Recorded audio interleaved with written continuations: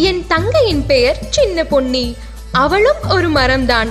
அவளை யாராவது தொட்டுவிட்டால் இப்படிதான் சிறிதாக மாறிவிடுவார்கள் என்று கூறியது. தேஜா மாரா இருவருக்கும் இப்பொழுதுதான் புரிந்தது. அங்கிருந்த ஒரு மரத்தினை தொட்டதால் தான் நாம் இப்படி மாறிவிட்டோம் என்று. சரி, நாங்க இப்ப எப்படி திரும்பவும் பெருசாகிறது என்று தேஜா மரத்திடம் கேட்டான். சொல்கிறேன். நீங்கள் எப்படி இந்த காட்டுக்குள் வந்தீர்கள் என்று கேட்டது.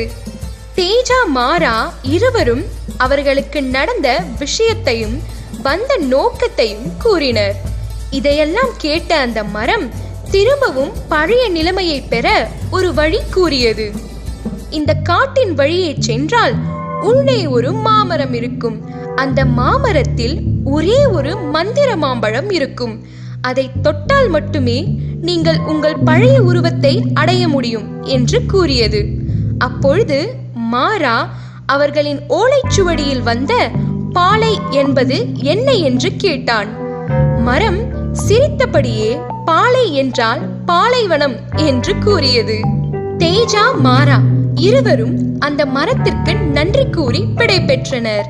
இருவரும் காட்டுக்குள்ளே அந்த சிறு உருவத்தோடு சென்று கொண்டிருந்தனர்.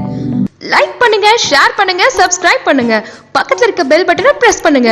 அப்பதான் நாங்க போடுற வீடியோஸோட நோட்டிபிகேஷன் உங்களுக்கு வந்துகிட்டே இருக்கும். நீங்க பண்ற ஒவ்வொரு லைக்கும் தான் நாங்க அடுத்தடுத்த வீடியோஸ் பண்றதுக்கு மோட்டிவேஷனா இருக்கும்.